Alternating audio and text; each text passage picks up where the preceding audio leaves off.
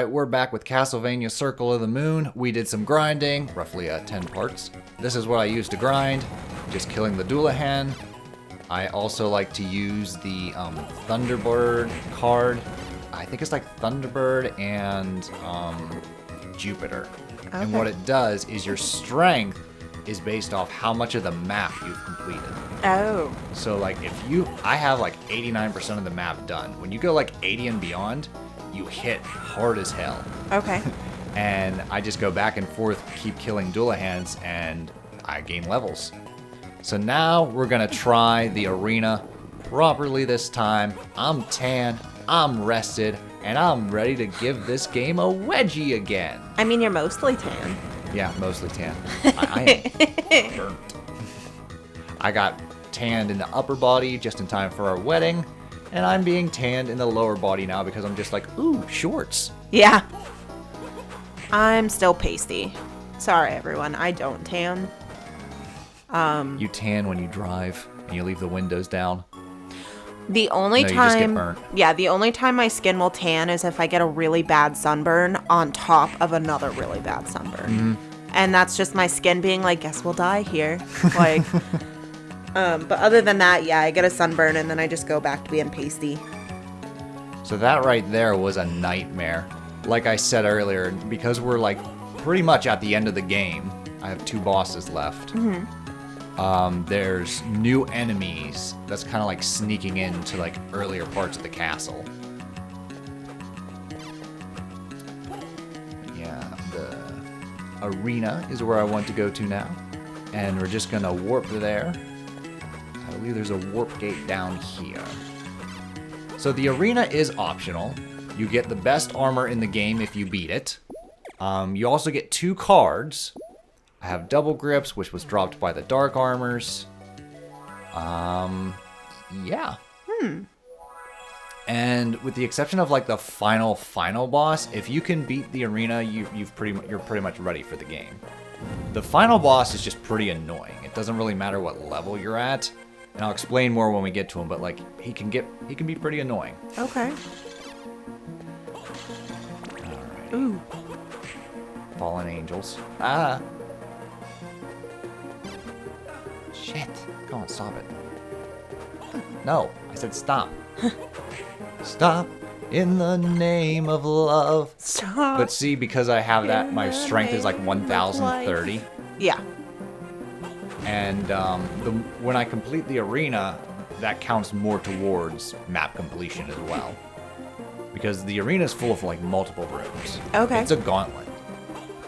And there's a gimmick to the arena as well, which we will see very shortly. But first, HP max increase, very good to have. I do appreciate that he like literally smashes his head. Alright, so up here, we have the arena. Nope. Yeah, we want the cross. To step beyond will be to test your ability in the battle arena. Your mind power will be drained. You will not be able to use DSS. Once you enter, you will not be able to leave until all are defeated. Though you may be rewarded for your efforts. For you efforts. See, even professionals make typos.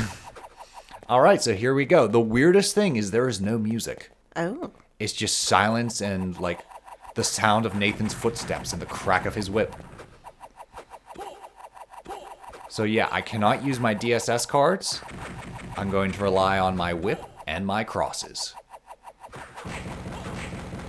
And you can use healing items, so I have a couple of those stocked up. Okay. Got some wind demons here. There's also some exclusive enemies that you'll find here later on that are nowhere else in the castle. The witches? No, the witches we found in the, I think it was the waterways. Okay. They were buzzing around with the Abiandargs. Abiandargs, whatever. Those things. And like in between each room, you can restock on hearts. Stone towers. And I want to say all the enemies are slightly beefed up. Okay. Like, they'll do a lot more damage than they usually do, because these are just the devil towers, which we encountered, like, way back in the audience room. Yeah. But if they hit you, they can still do a hefty amount of damage. See, my, like, aesthetic brain is like, well, then they should look a little different. But now that I am trying to draw and paint all of the enemies, I'm like, yeah, I get it. It Like, all makes sense. I understand. You understand the importance of palette swaps. Oh, I want to draw horns on this skeleton. Or we can just color it red. Color it red!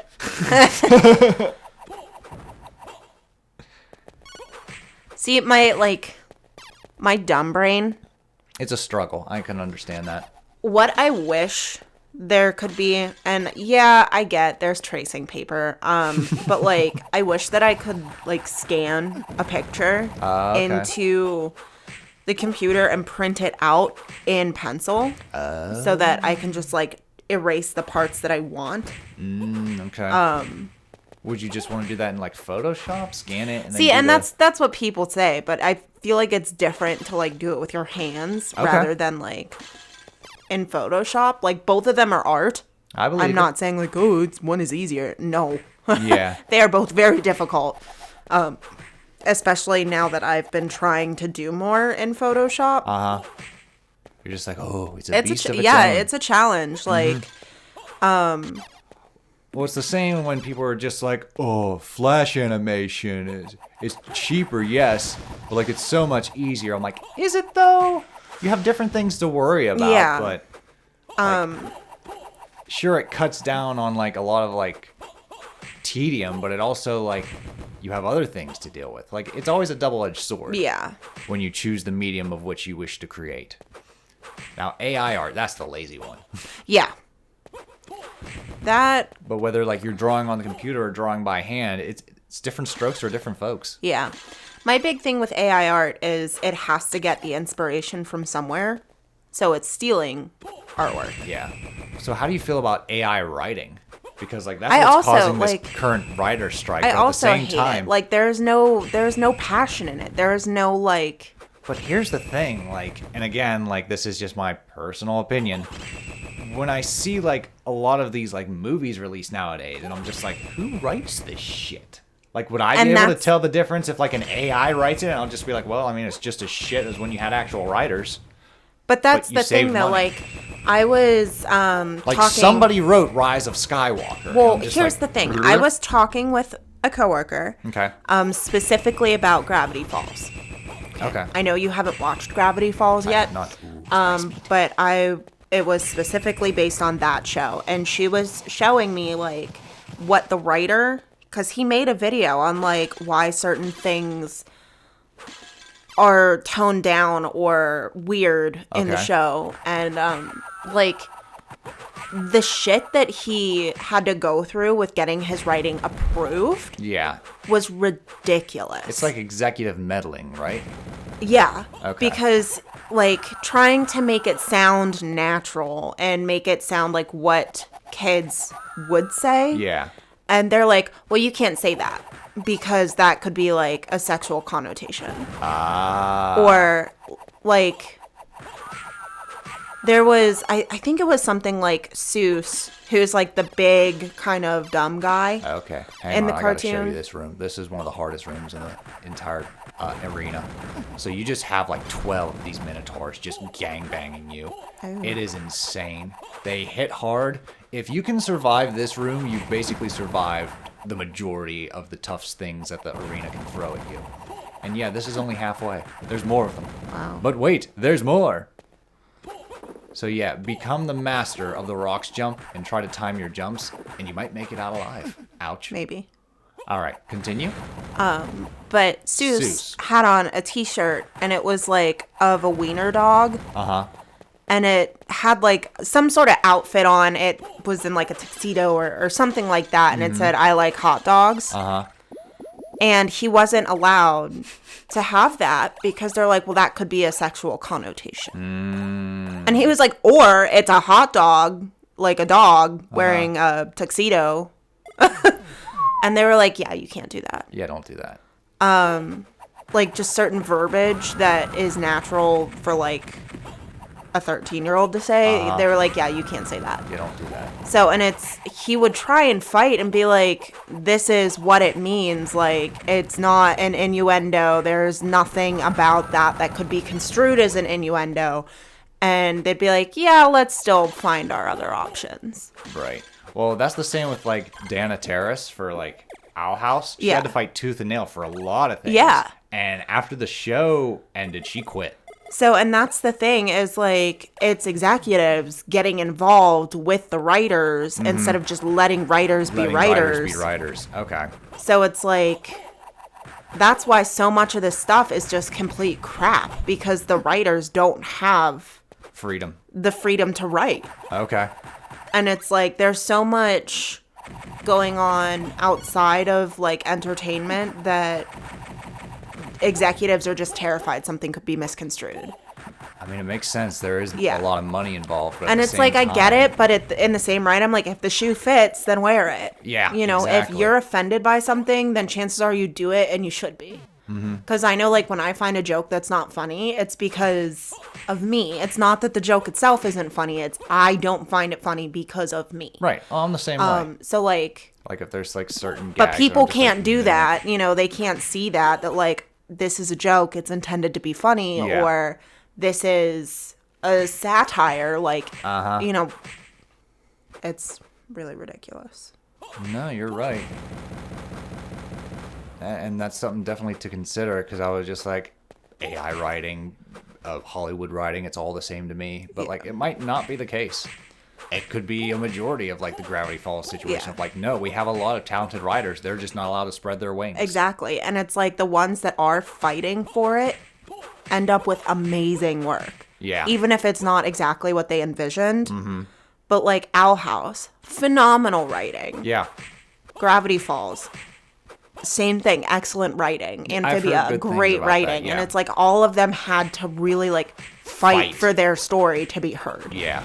And it's like, but that's exhausting. Like, that's not I something can that you imagine, can go 'cause, in like, and do for the rest of your life, is fight for your writing. Like, I'd be aggravated. I'd have to pick my battles. Some things Yeah. I'd be like, no, this stays as this. And then others I'd be like, yeah, okay, all right. yeah. And, like, at the end of the day, then you end up with a Harry Potter situation where it's so drastically different from what was intended that it doesn't make sense. And then you spend the rest of the time trying to fix what you took out. Like, because it was edited so heavily that, Are you talking like, about the books or the movies? from the books to the movies. Okay, well, that's an adaptation, but Yeah. I get that. But, I mean, it's the same thing, like, Lord of the Rings was able to do it.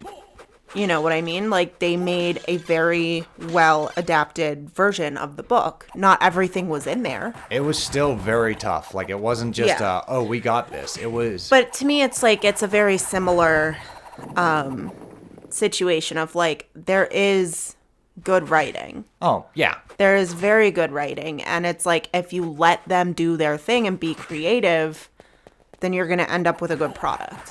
Whereas if you try to edit all of these things when it's new, like, once it gets popular, now you're stuck with that. Yeah. Because, I mean, to go off Rise of Skywalker, like, the original director was booted off because it was supposed to be called, I think, The Duel of the Fates. Okay. And it was by Colin Trevorrow. And he was going to be, like, every director had their own Star Wars movie. J.J. Abrams started it. Yeah. Rian Johnson was the middle. Colin Trevorrow was the last one.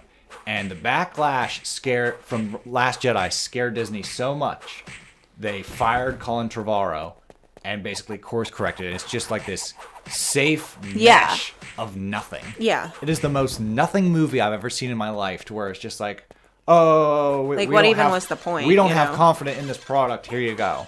And now, years later, they want to continue the story, but I'm like, the damage has already been done. Yeah. And that's what I mean is, like, with AI, like, if you have shitty writing, they're gonna lose interest. You know, they're not, it's the same But here's the issue thing. that you have Do we with, know it's going to be shitty writing? Like, are we going to see a movie and be like, that story wasn't that bad, and then discover it was written by AI? I mean, possibly. 'Cause, Like, AI would be easier for corporations to control because there's no pushback. It's just like, no, AI, don't do it like that. Do it like this. Okay, these are the numbers. yeah. It's just sad because there are so many really talented writers. Because, like, another thing, like, not all... Oh, by the way, I completed the arena. I beat the devil. I beat the devil out of it. And I got the... I believe it's the Shining Armor, which is the best armor in the game. Nice. But no, to conclude my point, like, what you consider good writing and what I consider good writing... They could be different. And what someone else considers good writing are completely different. So, like, who's the ultimate judge in all of that of, like, what good writing is? Like, I consider George Lucas a good lore writer. Yeah. But his dialogue is crap. Pretty crud. Yeah. But, like, he knows how to build a believable world. Right. The same way Tolkien built a believable world. And, like, that is a skill. Yeah. Just as important, if not more important, than dialogue. Because there's so many scenes where, like, a character can just, like, do a reaction or just do something like a small little action. And it speaks so much more than just pages of dialogue. So I'm just like, no, I get that. Especially in movies. Yeah. Like, do you want, like, an exposition dump? Or just, like, the character sighs and then looks up and you can see it in their face? Yeah. So, yeah. I don't know. I just don't like the idea of technology doing something that an artist could do. Well, I can agree to that, Like, there's too. so much art that's already cut out of the world. Like, let a writer write their story. You know, don't give that to a computer. have a computer. Money! Have a computer and robots do the dishes so that I can write. Alrighty then. That's my philosophy. In the next episode, we're going to try to take on Dracula. Dun dun dun. Doodles.